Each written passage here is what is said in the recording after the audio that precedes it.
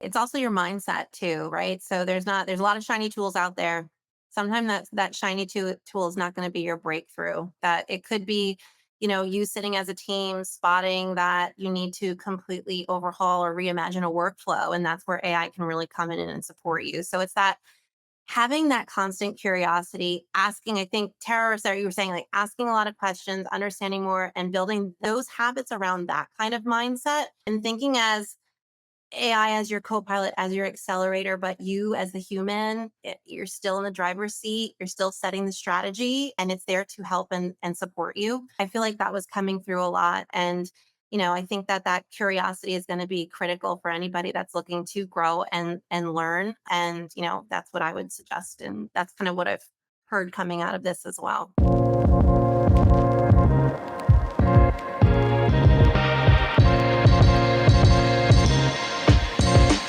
What's up, everybody? There's been 100 people. There's 100 people backstage right now. Sorry, I'm fiddling with. I got all these crazy, monitors and all this nonsense. I'm going to look at you here in a second, but I just want to make sure I can get the chat up. Anthony's here early.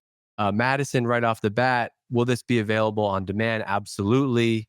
We believe it. We believe in the people here at Exit 5. We'll make all these recordings available to everybody. So yes, this will be recorded. So hey, if you don't know me, I'm Dave Gerhardt, founder of Exit 5. I spent my career in marketing. I went from PR intern to CMO over the course of about 10 years. And then a couple of years ago, I started Exit 5, which has grown into the top community out there for B2B marketers. We do online events like this one. We do in-person events like we just did with Drive here in Vermont. We're doing 30 events all around the world. And once or twice a month, we do these live sessions. Don't you listen to me. Don't you dare call this a webinar. This is absolutely not a webinar. This is a live session.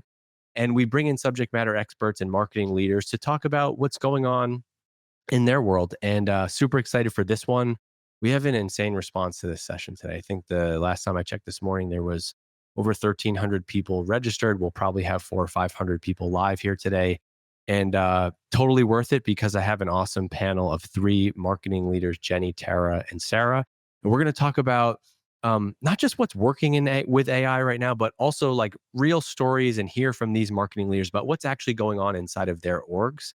And maybe they might even tell us that some of the AI stuff actually isn't working the way they thought it might be. So I'm going to say what's up to everybody real quick. So this is just a really helpful thing that I can do to know that my audio and everything is working. But if you're listening to us right now, can you put your name in the chat where you're writing in from? Yes, webinar is officially out. So Adam said, greetings from San Francisco. So I'm just gonna put this in the chat right here. Dave in Vermont. It's like I got these two monitors here. One lady last time she yelled at me. She said the host is really distracted. He's always looking at his other screen. Well, lady, I'm trying to host at the same time. Um, let's see. Laura's in Birmingham, Alabama. Erin's in Maryland. Christine's in Vancouver. Jennifer Jones is in the house in New York. Priyanka's from India. New York City. Jenny Breeze. What a great name, Jenny Breeze from Pittsburgh. I can't. Shireen, what's up, Shireen from Boston? Hello. Yo from Long Island, the home of the Ryder Cup. That's the small audience for that here. This is insane. This has to be a new record. I can't even keep up. Oh my goodness. This is crazy. Also, Lindsay O'Brien, I saw you in the chat. This is not an AI background. Producer Dan convinced me to step my game up. I think it's just because I'm wearing this nice shirt and it just matches the vibes here today. I'm trying to save this fiddle fig tree. If anybody has any tips behind here, I trimmed off the brown spot, but email me dave@exit5.com if you got any fiddle fig tree saving tips. Okay, real quick. So before we hop in, we're going to talk about AI. We're going to talk about what these CMOs are actually doing. But I just really quickly want to shout out our friends at Knak. Just a quick ad read before we get into this session. This session is brought to you by Knak. By the way, last time I did an ad read and a bunch of people in the chat were like, boo, it's an ad. And I'm like, dude, you're a marketer.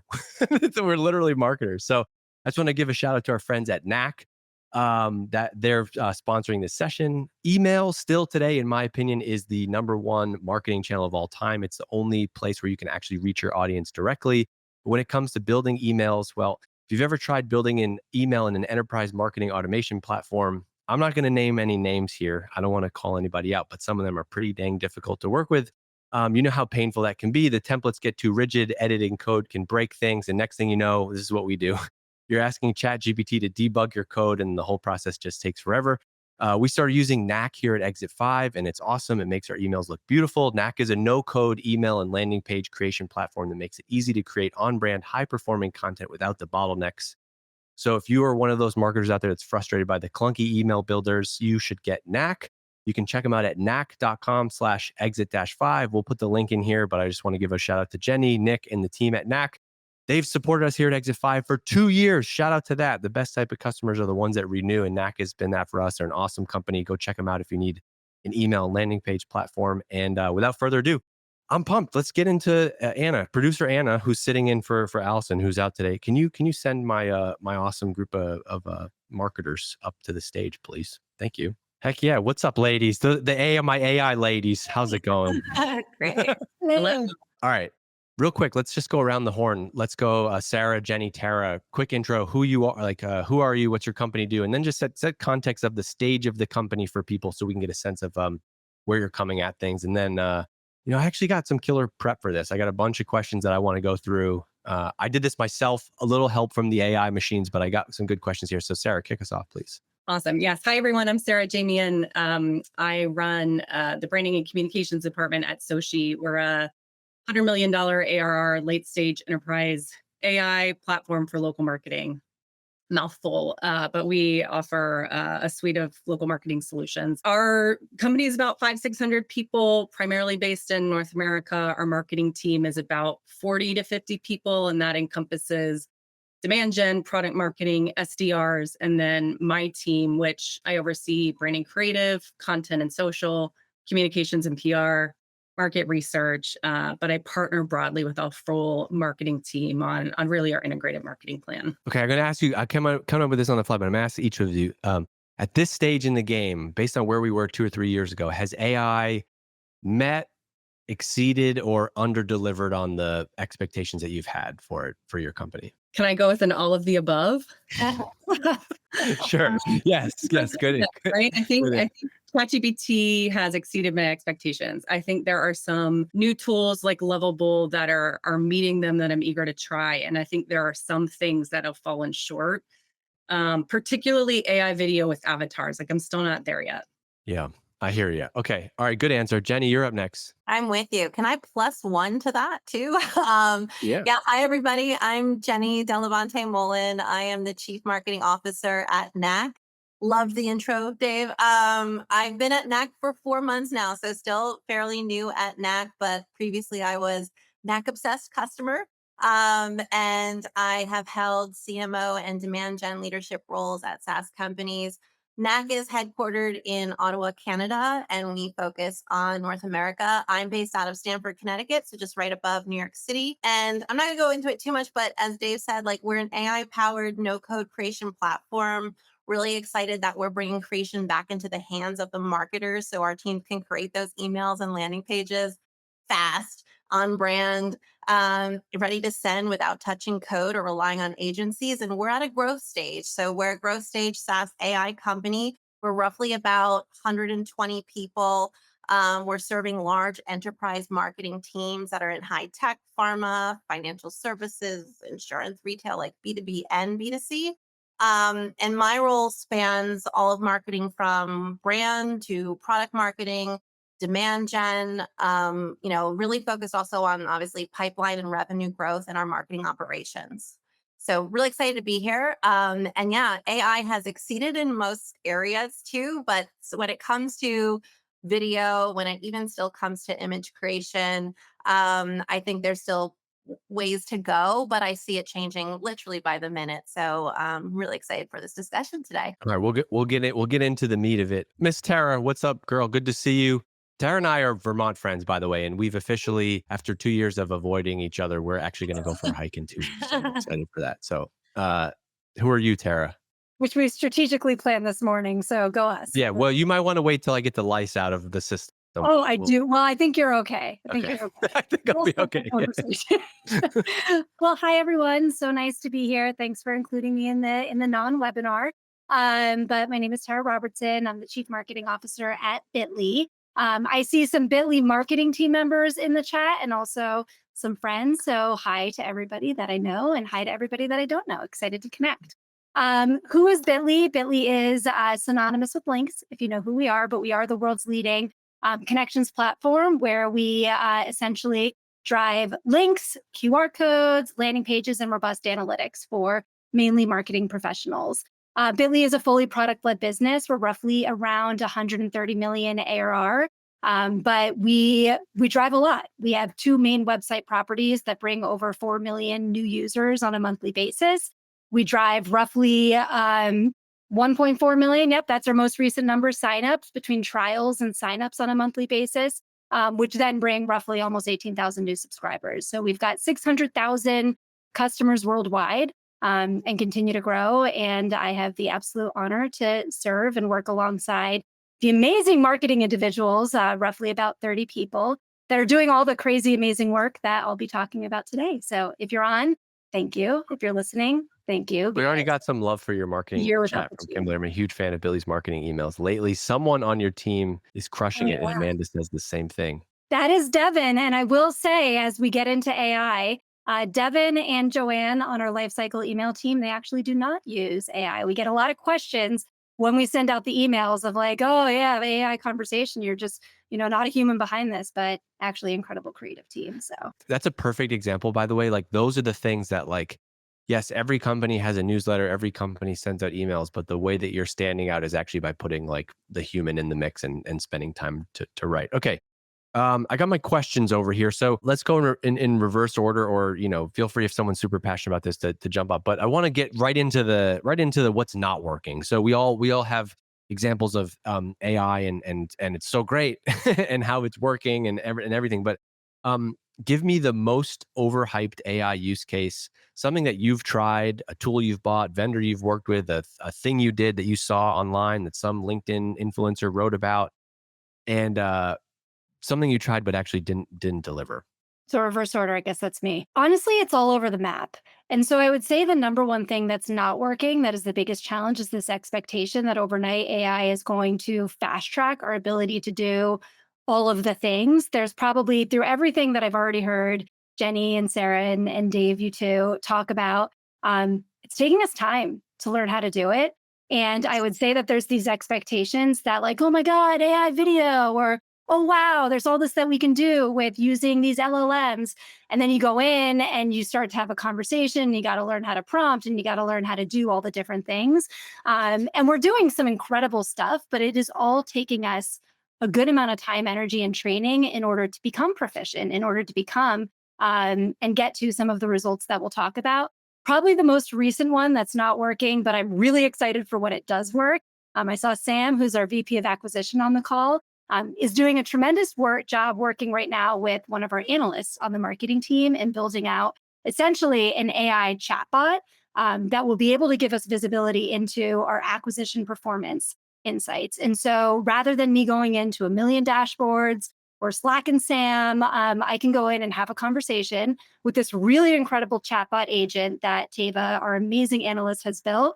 But we're still working through it. And so this week I'm playing around and I'm like, hey, how are our trials working out? And it's like, your trials are super off.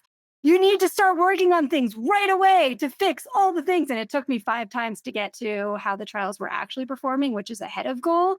And so I think you've got to learn how to use the tools. You've got to trust in the process that it takes to actually become proficient. And then also recognize that you still need that human strategic element to layer in before you trust the stuff that you're doing without assuming that you'll get to 10x right out of the gates.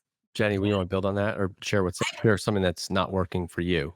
I'm going to share something that's also not working for me. Just to, because what I'm also curious is, I'm genuinely looking to see if others have cracked this code. This buyer signal intent, and then personalizing the outreach to meet the buyer where they are. That I felt like we've fallen into tools, we've fallen into platforms that promise so much to, hey, we're going to learn about your buyers, we're going to watch their behaviors, we're going to see what those signals are, we're going to then feed these warm opportunities to you and your team, and we're going to work with you to actually develop the personalized content that's going to go out to that buyer, so that you could get them in your cycle really quickly. That has not worked. And there's been a lot of, I feel like, tools and companies and, tools even together that promise a lot of that, and turning that into, whether it's ABM programs. And I have not found that to match reality yet.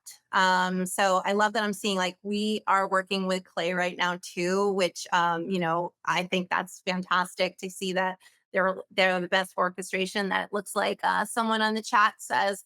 So I'm open to this because that's one that I'm so passionate about. But really, where the buyer intent AI has been, I feel like right now it's been a lot of promise without the proof so far. Yeah, I'll jump in and build on both of those because they're connected. So Tara, your point about doing it all and kind of the time and training it takes, and then Jenny, your point about personalizing. I think a lot of what we've done is sort of skipped a couple steps with AI and just gotten to the end result and kind of missed the strategy and say, okay, AI can do these things. So like here, take the output. But for the point of personalization specifically, and I do think I'd also agree with that. They're doing a great job on the orchestration front. There are nuances to humanity that only humans can pick up, right? So only we can know that somebody just posted something on LinkedIn about their kids. The time it would take to feed all of that into some type of AI tool to then spit it out is complicated, right? Like it takes too much time, or you could just go person to person and say, hey, this isn't a big deal, but I saw this about you and it resonated because of why.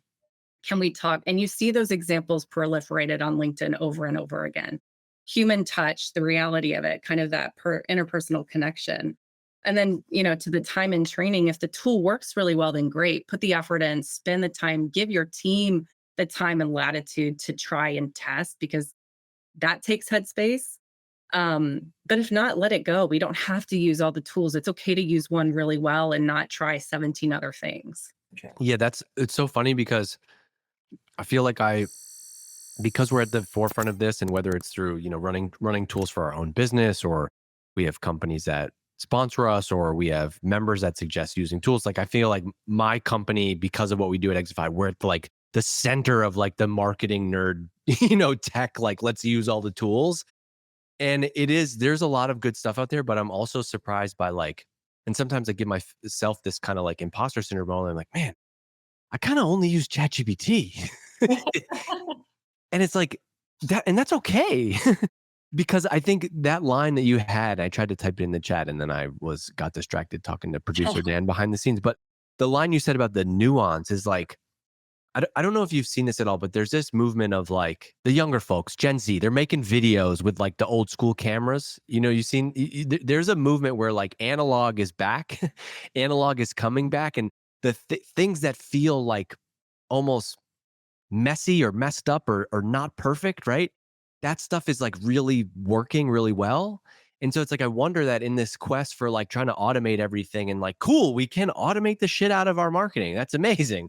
But exactly what you said, Sarah, that line about the nuance and like humans understanding the nuance, like maybe that is going to be the differentiator. And it's like, it's like that homemade, why is a homemade chicken parm going to be better? No offense if you love the Olive Garden, right? But like Matt's mom's chicken parm. I don't even know if they eat chicken parm. That might be like real weak Italian stuff. Sorry, Matt.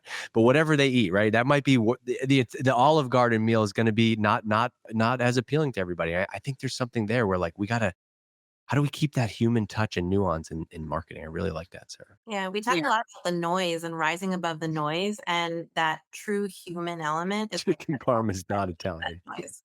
Yeah, and you know what a funny one is? One thing that's not working, and this is just thinking back to yesterday. So I don't know if everyone's been following along with the have AI roast your profile picture. Yes. Tried it out. It was hilarious. But then ChatGPT was like, hold my beer. I got a better one for you.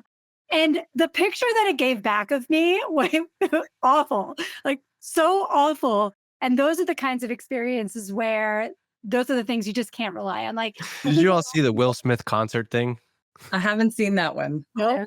No, chat. Where you at? I know chat has seen it. Will Smith got roasted because he posted this video of like him at a concert and it was like sold out 10,000 people in Miami at the Will Smith concert. And it was like someone zoomed in and it was like an AI generated video. And like everyone in the crowd has like, fingers like this and like faces are melted. It's amazing. You got to look it up if you haven't seen it. Okay, so that's fair. I would say if I had to summarize that, it's not necessarily one tool, but it's kind of just like maybe like falling for this mass adoption of just like just press the AI button to our marketing and it's all gonna just be AIified and we're good. Exactly. Yes. Mhm. I think we fall prey to that both as sort of marketers of the craft and also as marketers to audiences, right? You know, if you look at the past year in particular, and for our marketing at SOCi as well, we made a lot of conclusions. Oh, everybody's going to jump at the speed of us because we're pressed to try AI. We're adopting it. Everybody's, looking for efficiency. But then you forget on the other end that, there are industries, there are whole swaths of people that just aren't set up to do that, or they're not testing at that speed and they're still at the education phase. So I think some of that has allowed me, in particular, my team, to slow down a bit to say, okay, to your point, Dave, of just using one tool, it's okay to only use ChatGPT for a while and get it fine tuned really, really well to do a couple of use cases. We don't have to boil the ocean here because not everybody else is either. Yeah, and Dave, I think something that you said is really powerful, is so important to say. And I would say for everybody on the call is I don't think there's one person that I've talked to, especially over the last 6 months to the last year, as this has been rapidly growing, that doesn't feel some form of imposter syndrome when it comes to AI. None of us know what we're doing. We're all in this and learning together in various speeds. And I've found that one of the best things for me has been just absorbing and learning and being okay with you don't know what you don't know. And just making sure that you can continue to learn from each other and everybody around you because everyone's doing something a little bit differently, but no one's got it right. No one knows this playbook. There isn't a playbook. I agree with you, Tara. And you're not going to either because tomorrow it's going to be different. I mean, this is the fastest moving tech we've seen. And what was happening 3 months ago is obsolete now in some cases. So keep that in mind too. You have to be curious. You have to be agile. You have to be okay with change. You're not going to master something right away because, again, it could be very different tomorrow. Totally. Yep. I will say though, speaking of that chat GPT, you're not going to, you could pry that thing out of my cold dead hands because you're not getting that from me. And I think I heard Dharmesh talk about this. He's a founder of HubSpot. He was talking about this on a podcast recently. But what I'm super interested in is I think that beyond the little use cases and examples, I'm really bullish on like the chat GPT or whatever your AI for your company having memory and the memory being like the killer feature. Because like as an example, we've been growing our team here at Exit 5. And what's amazing with onboarding, like onboarding a new teammate, right? I can now create a custom GPT or whatever, use whatever tool, right? And I can say like, here's our ICP, here's our pain points, here's the history of our companies, here's the best, 10 best webinar, not webinars we've ever done, here's the 10 best emails we've ever sent, here's the 10 best customers we have, here's the 10 best worst customers. And now you can onboard someone with this like amazing brain of knowledge. Imagine that over the lifetime of a company, right? Imagine you could chat with something at Bitly and you're like, yeah, Tara, you've been there for a couple of years now, but like, hey, did we ever try this growth experiment? Like, back in the day, have we ever tried changing pricing to be da da da? Like, imagine having that level of context into a company. I think there's something really powerful there that will hopefully be available to all of us. And then if you're able to plug in like the conversations from your team's, Slack and email and have some way of leveraging all that stuff. Even now, like the AI features in Slack, I did it the other day. There was a prompt that said like, hey, what did I get done last week? And I kind of feel like I had like a weird, unproductive week. One of my kids was homesick. Da, da, da.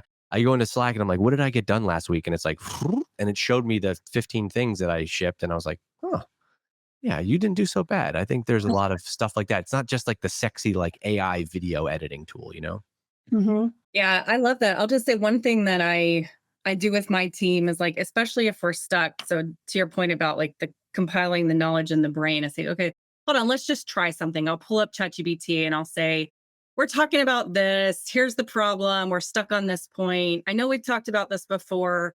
Pull up some things. And we kind of use it as that sort of third party brainstorm and it lets us show some value. So one example recently, we were talking about spinning up a competitor takedown landing page.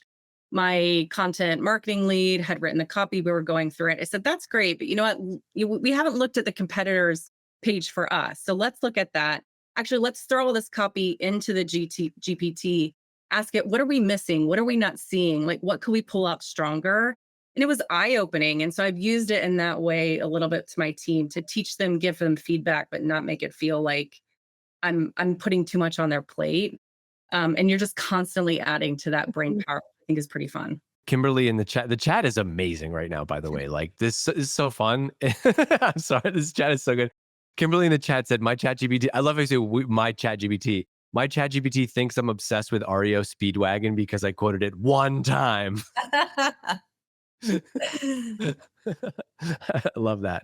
All right, here now next question on my list. Now let's flip us over. You can only pick one, and you have to give me a specific example. I want to know it could be something on your something someone did on your team. A specific example. Give me your best use of AI right now in the last 3 months, whatever. I can think of one off the top of my head. Like, oh, we everybody that bought a ticket to Drive, for example, our event, we asked them what their biggest pain points are in marketing, and then we analyze all that data. We use ChatGPT to then match people together and do breakout groups. That's a cool one. Give me one specific one like that. Let's go. I'm not going to call you. Just get off the mic. If you got one, go ahead. I've got one that my team created that I know we all absolutely love. They created an LLM powered, like basically a content research engine. So basically we run these like queried fans across LLMs like Perplexity, ChatGPT. We analyze their responses. We're storing that. We scrape the citations that come back from that response. We analyze and store that in a database, and they built a custom agent that literally identifies our content gaps compared, like it's really looking at Knack content, Knack knowledge files, and it's comparing that to our brand and saying, well, here's what you're missing. Then it's even helping us, like giving us ideas on content and writing that content. We really look at this as like our AI research workflow, and we can run a competitive analysis on every query, every response, and come up with ways to leverage that on how we can rank better. So like essentially helping us with topics, helping us, kind of seeing us like what are our competitors even missing? And the results that we've been looking at have been really strong just from like we're focused on if we're quantifying this success, like how are we growing in that organic reach and getting new inbound demand that didn't really exist a year ago and giving us that insight to do so. And so we've seen like impressions on Google like go sky high, but also just from our hand raisers that are coming in, how many now are saying web search or chat GPT as how they heard about us. And so it really unlocks something that we don't even say like saved us time, like we couldn't achieve prior to this. So my team really worked hard on that and it's been incredible for us. Just to build on that, where did that question go? Man, there's so many right now. Daniel in the chat says, "Do you have did somebody help you? Did somebody help you build that? Is that an AI specialist that did that? I work for a small company that seems unattainable." Our teams actually, yeah, we have AI experts in house, but so we have, we've got marketing operations, and then we've got AI developers in house that work together with my team to build it. We're a small team, but they are mighty, and they figure it out. Where does the content engine live inside of ChatGPT? Where does your team access the insights and adjust the model? Yeah, so they access it in Chat GPT, but then we also push these out into Slack channels for us as well. Nice. Who else? I can jump in with one. And this is really hard. So I want to cheat a little bit and then say how I got to my one. So one thing that we've implemented on the Bitly marketing team, which is probably my favorite internal use case, and then I'll talk about external, is essentially a weekly show and tell series where we call it How I AI. And what we do is every single week, someone in the marketing team, they don't need to prepare anything. They don't need to do a presentation. They just present back to the rest of the marketing team, anyone else interested, on what they're doing in their day to day, because every single role in marketing, for the most part, is generally different. And we're all using different tools. We're all trying different use cases.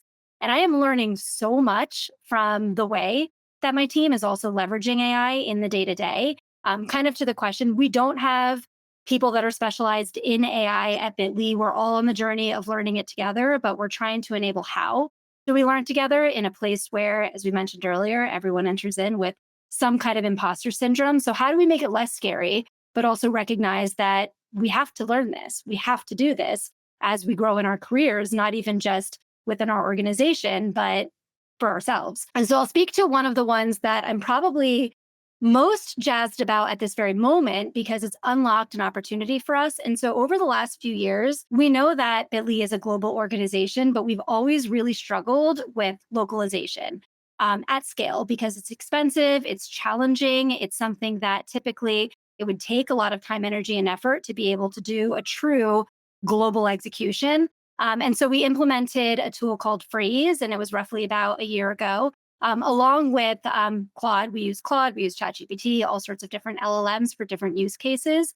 And our localization team has done just a tremendous job shifting from previously, they were really localization experts in language. They would go in, they would manually do a lot of QA, to now they're able to fast track the velocity. And the things that I'm learning from them in these How I AI series is truly mind blowing into not only are they able to localize in their languages using both Phrase and Claude, but localizing in languages well beyond their own capacity.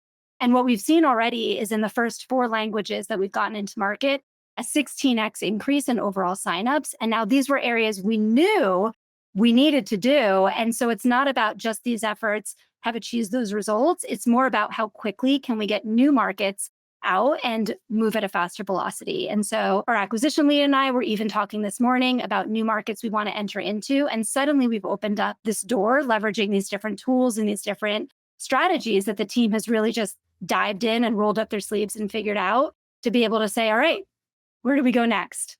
And to start to unlock what was previously, I think, for anybody that's ever tried to live within a global marketing background, it's hard. And so it's not that it's not hard anymore, but we're able to move at a much faster rate. And as a result, drive stronger signups.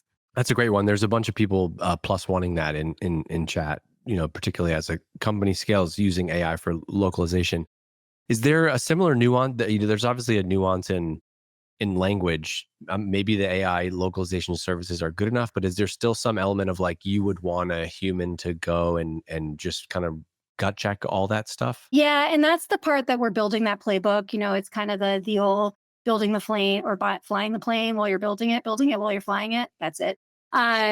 So we are figuring that out in which markets are critical global markets for us that we need to make sure the quality is always at the utmost. And so you've got that extra final QA process in place. And this is part of the element of, and I think you've got this in a future question, Dave, but how we're shifting roles and how we're thinking about defining the change management for the team.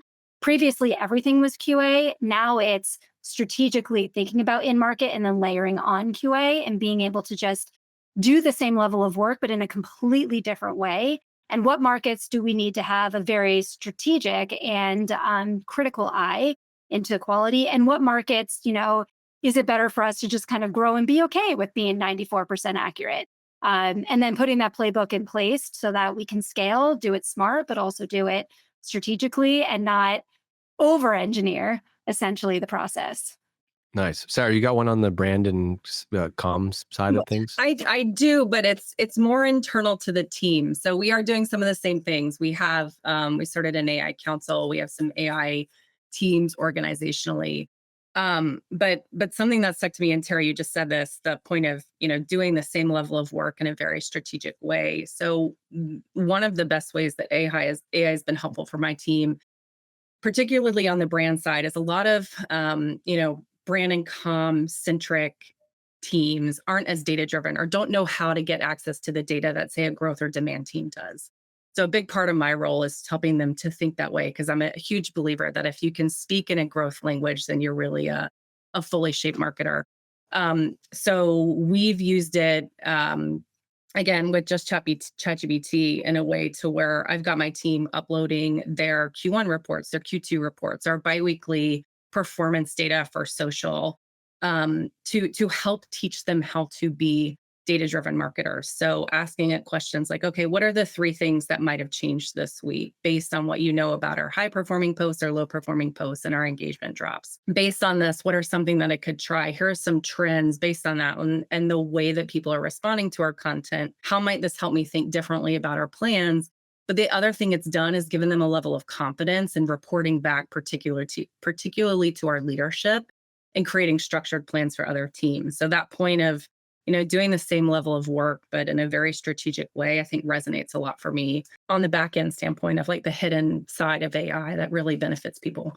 I know, I love that. Just because it's not like some sexy, like we made AI avatar of our CEO doing backflips or whatever, like that's a perfect use case. So much of marketing over the years I've found is like about training team training, internal marketing, enablement, and your use case is a great one.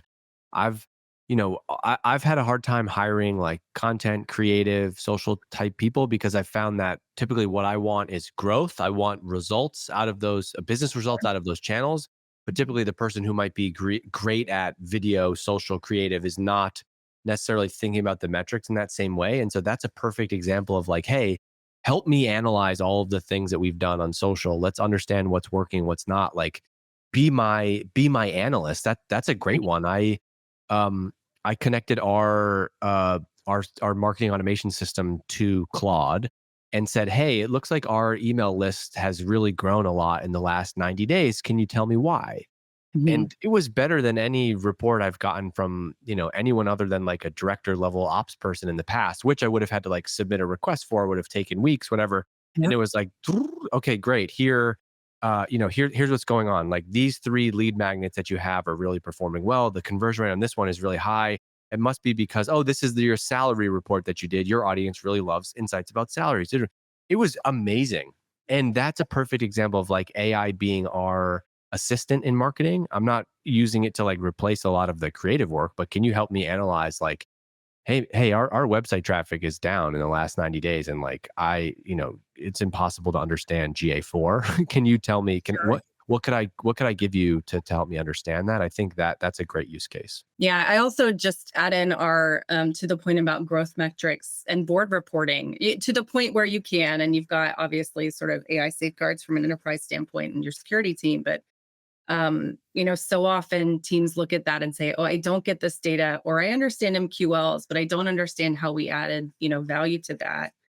And it's not perfect, but it's a great place to start to ask questions because I think sometimes, a lot of times you might not even know the question to ask. But I'm a big proponent, and it sounds like people in the chat are excited about that too, particularly the idea of messy data. Like, Okay, here's here's that's here's my next question. This is going great. There's no chance we're going to get to all my questions, but lesson I learned back in the day being a podcast host was you want to over prepare. So if the conversation sucks, then you have lots of questions to ask, and if it goes great, then you just kind of let it go, and that's exactly what's happening right now. So I want to hear from each of you in your role as a marketing leader, a personal example of how you use AI. It can be just ChatGPT in your everyday workflow. Could be like, I use it to prepare for a board meeting. I use it to do X, Y, and Z. Do you have a killer or just how has AI become a part of your personal workflow as a marketing leader?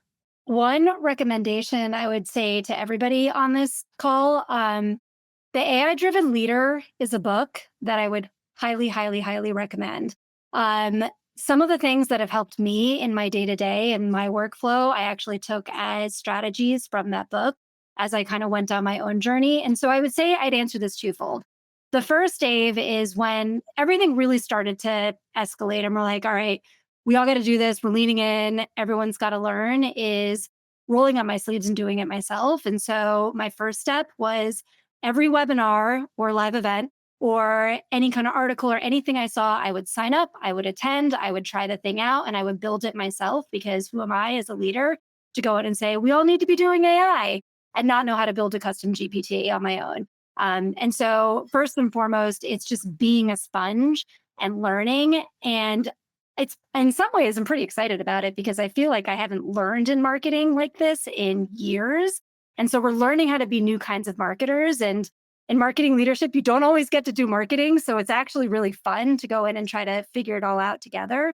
Um, but the strategy I would say to the original question of what do I do as a leader is something I pulled out from the AI driven leadership book that I just recommended, which is essentially using AI as your thought partner, building on what Sara was just sharing on. I do use AI when it comes to board prep, when it comes to strategic prep, by essentially going in and saying, hey, Claude, ChatGPT, Gemini, whatever LLM you're in for the day, I'm the CMO at Bitly. I need you to be my strategic thought partner. I want you to ask me one question at a time.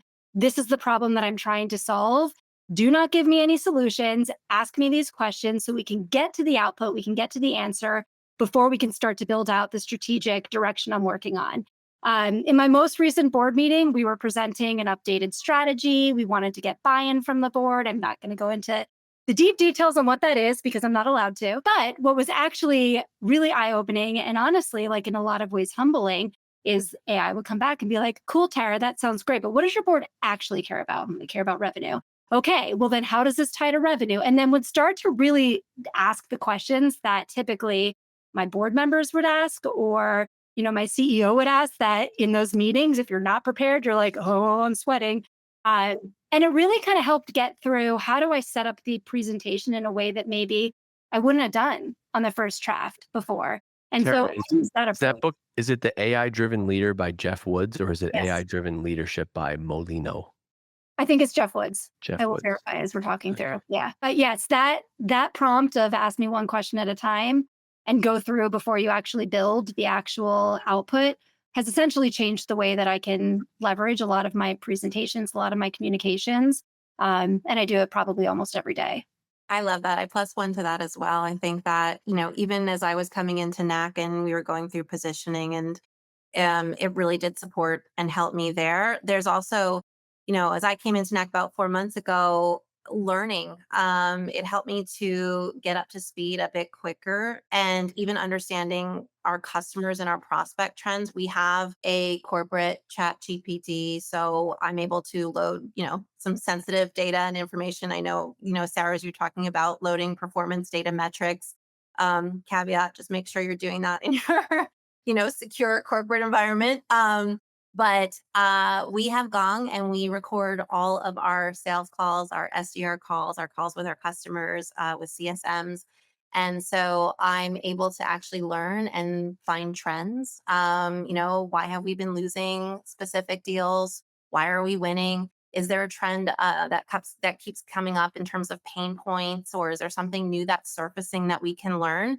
And we're actually even creating some custom GPTs that represent our customers as well. So we can even see like, would this positioning resonate? Would this message really, really work well? So it's been great in, understanding and identifying trends for me as well. And I use that for competitive intelligence too. So especially as somebody new coming on board to a new company, you want to get up to speed as quickly, but also, as deeply as possible. And it's really helped me in that as well.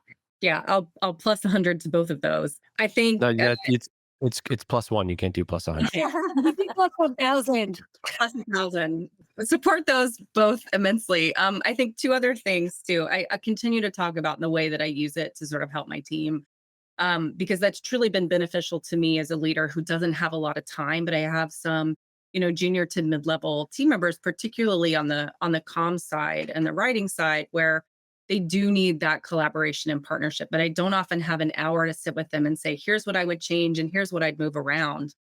So sometimes I'll take their submission, I'll just throw notes in, and my own GPT has gotten to the point where it's like, okay, I can read Sarah's shorthand, but it will structure my feedback in a way that helps me coach the team without rewriting their work. Here's why I made the change. Here's what you need to think about. Here's a draft that starts it. Do you see why I made A, B, and C decision? And that's been like a light bulb moment to where we're like, oh no, I see it. I see the thought process. I understand.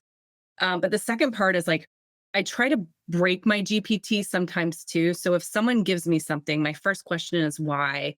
Like Tara, to your point about the question, no, don't get too far ahead. Let's come back here.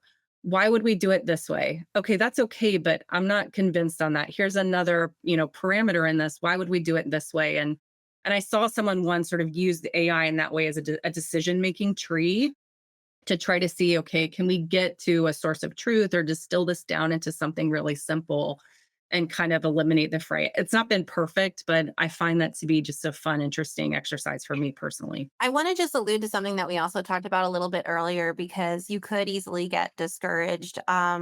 We were talking about how it takes that time and effort, and you've been, if you're building a custom GPT, like it can break. I have an example of this of like my creative director Peter. Shout out to Peter. He worked for days on building a custom GPT for, building images on brand. And it was, and then he iterated probably for weeks on this, and it was incredible. When he showed it to me, I was blown away. And we were, just about to be like, great, everyone can use this internally. Then there was an update and the whole thing broke. And so, I mean, again, just to go back, that you might get there, but just it is, you're going to constantly iterate.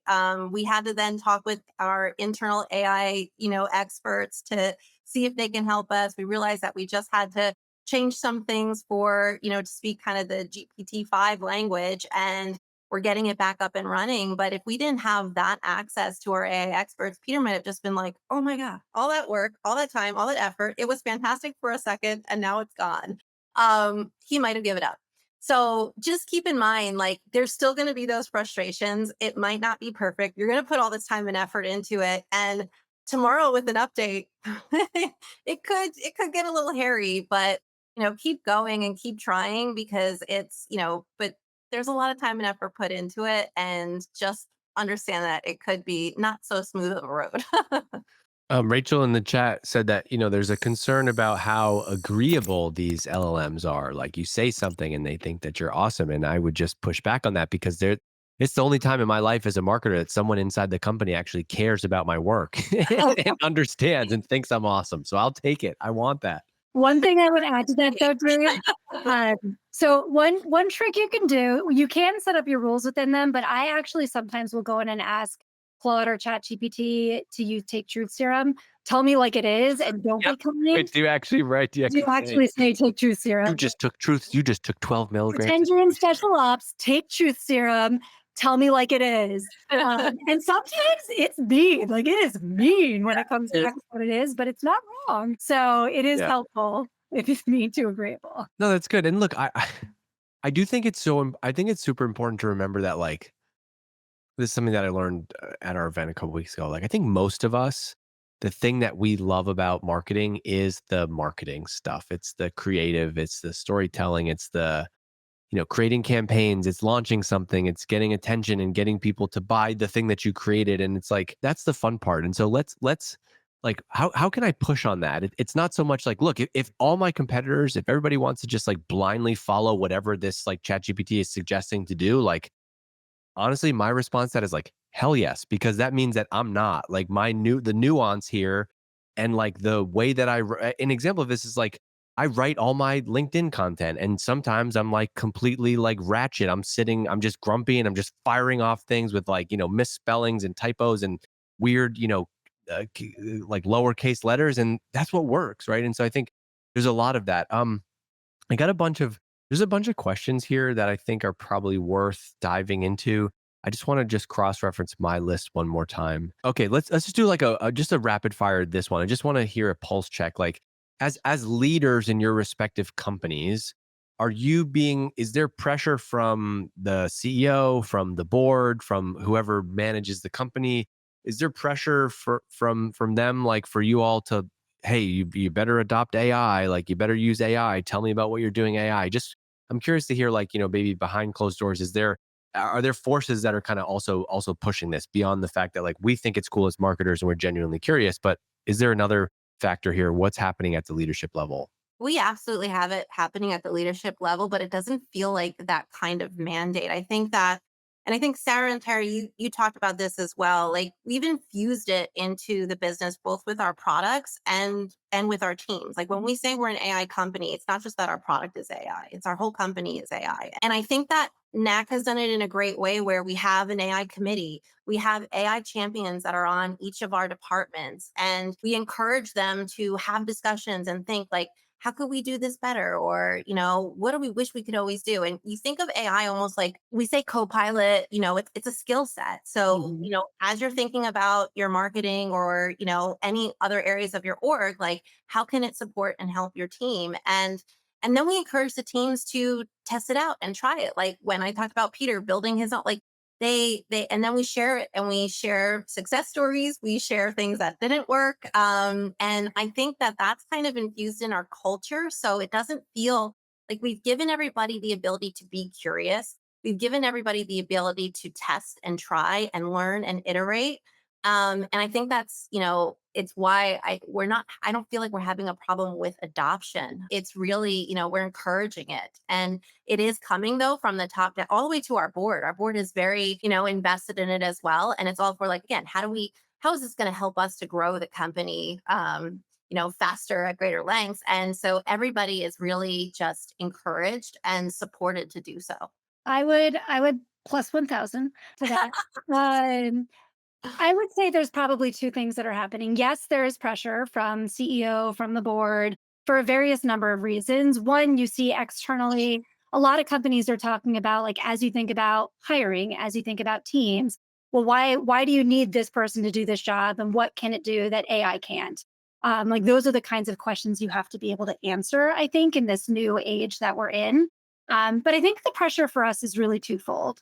One, it's the internal. And I would say that, we do have a mandate, but the mandate, I hate the word mandate because it feels so like there's a mandate versus I feel pressure on myself as a marketing leader in the current environment that we're in. It is our job to go in and serve and build up the people that work within our organizations.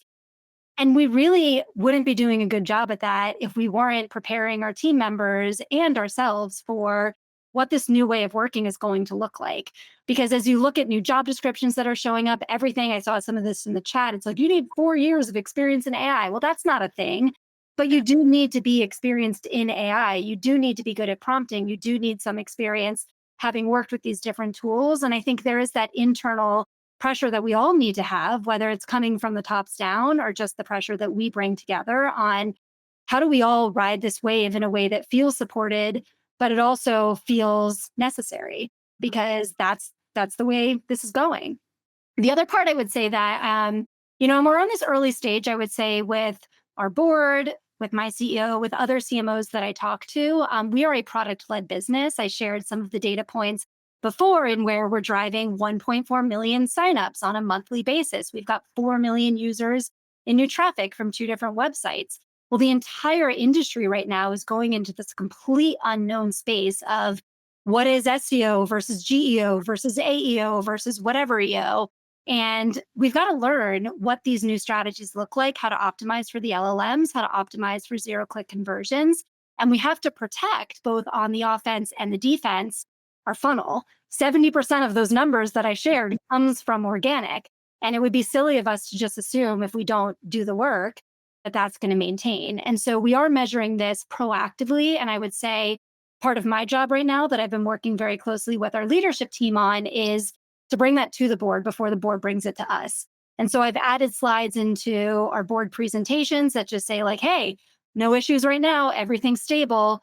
Here's what we're monitoring, here's what we're looking at, and here's what we're doing to make sure that we kind of get ahead of that before this pressure comes down on like, what are y'all doing? And I feel very lucky that, and I think we're all in this boat, we're in a product led space and where you kind of have to, like people I talk to that are in industries outside of SaaS right now, which I'm sure there's people on this call are on various different journeys of what this will look like for me and what does this mean for my traffic? What does it mean for my content? But it is kind of this, like, I think I saw a post on LinkedIn yesterday and it stood true for me. Like, we're in the era of working harder, not necessarily working smarter. We're going to get back into this, like, work smarter, work harder, or both of them. But there's a lot to learn and a lot to figure out. And I think that pressure not only needs to come from the top, but it needs to come from everywhere because it's fundamentally changing how we do our jobs. Yeah. Mm-hmm. Yeah, I don't have anything else to add to those. I think we feel the same thing. But to me, there's an excitement that underlies all of this to get back to sort of the core reason of probably why a lot of us got into marketing to begin with, like to be able to test, to be able to try, to be able to think creatively and like not everything be stagnant. And I think this has given us that opportunity. Finally, I mentioned it before, like headspace to dedicate time to test and learn and try new things and see what works in a world that's constantly changing. It's really fun. Yeah, well said. Okay, I just want to hit on a couple of these quickly in the chat. Liz said in the Q&A, how do I convince my company we need a business team ChatGPT account? Right now, our teams just have plus individual accounts, and besides sharing custom GPTs, they don't think it's worth it. I put this one in ChatGPT. I think you should just do that. there's benefits around security and compliance, centralized knowledge. The cost and ROI, this is where like I know that there's some companies that have to, budgets are tight and they're cutting costs right now. But man, the cost of these AI tools and particularly ChatGPT, like I don't know, we have 6 people on our Exit 5 team right now. We probably spend 2,500, I would say less than 3 grand a year on ChatGPT as a team. That seems like an insane ROI on that. And I think you just need to be thinking, offensive minded. And so like most of these tools are, $200 a year per person. Can you think about abundance? Can you have a growth mindset here on some of this stuff? Curious to you all, where does the AI stuff, this is from Alexandra, how are you incorporating AI in the budget? Is it a new line item? Does it fall under your tech stack? Anyone have an opinion on that? For us, I can just jump in. It falls under our tech stack, but we've been, mindful of that. We have a corporate mandate essentially that any tool we bring on has to have some component of AI. So we have to use it. If it doesn't, then it kind of detracts us from Jenny's earlier point about being an AI company that embraces AI internally. So we actually did a whole audit of our tech stack earlier this year, and every decision now, when we go through the procurement process, has to include both a business case and like a team need as to why that tool, and then how it either connects to our tool stack or sort of is additive to something that we don't have already. I would add, same. Ours is also in our tech stack right now. We don't have a mandate that it has to have AI. However, we are going through a full overall go-to-market tech stack, not just within marketing, but as we think about marketing, sales, success, product, what does our tech stack currently look like? And how do we need to modernize that tech stack with the way that these tools are advancing? And so it sits within the tech stack budget, but we're also evaluating the entirety of our tech stack as we kind of go through this transformation.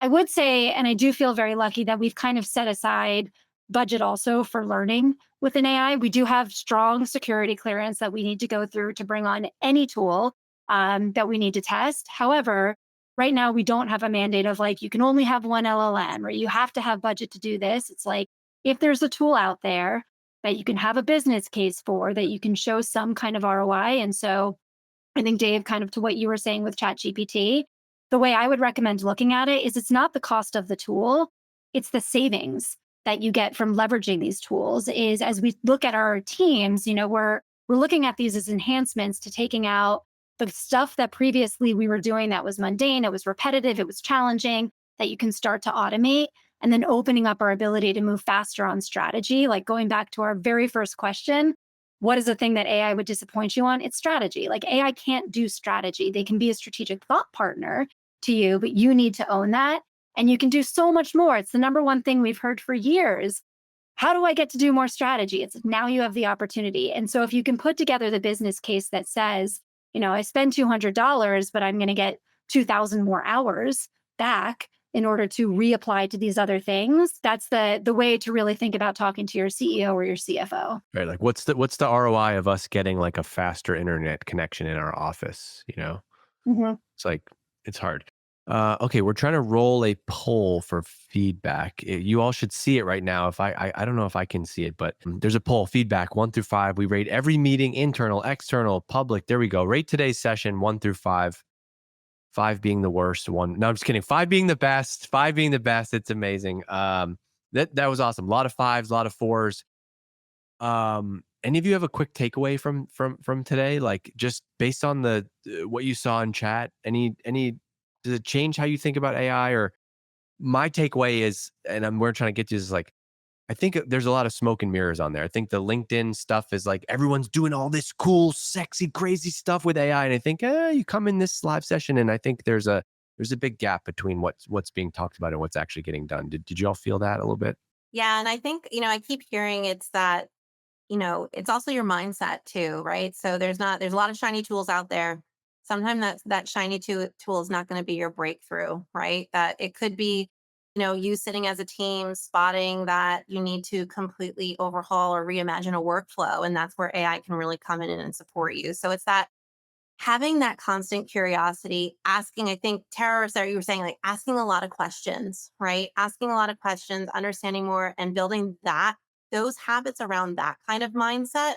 And thinking as AI as your co-pilot, as your accelerator, but you as the human, you're still in the driver's seat. You're still setting the strategy, and it's there to help and support you. I feel like that was coming through a lot, and I think that that curiosity is going to be critical for anybody that's looking to grow and learn. And that's what I would suggest, and that's kind of what I've heard coming out of this as well. Cool. All right. Awesome. Thank you all for hanging out with us. Appreciate you hanging for this Exit 5 live session. We'll do more of this. I saw a comment in the chat about some more specific, very tactical use cases and examples. Quick plug for our community, exit5.com. We have a couple thousand members in there. That is where we do things like actually last month, Matt ran a share your custom GPT contest, and everybody shared kind of how they're using AI in very specific and tactical ways. For this session, we wanted to do more from the leadership level, what's going on with AI. And I think the three of you over delivered. It was awesome. Enjoy the rest of your day. We'll have this out. There'll be a recording, podcast, clips, video, all that stuff for anybody who may have missed it. Appreciate you all. Send me a note, dave@exit5.com. Connect with all of these speakers on LinkedIn. They're all active there, and I guarantee they'll respond to you. And I'll see you soon. Tara, personally, I'll see you in 2 weeks. Sarah, Jenny, I'll see you on the internet, and enjoy the rest of your day. Okay. Thank Bye-bye. you so much. Yeah. Thank you.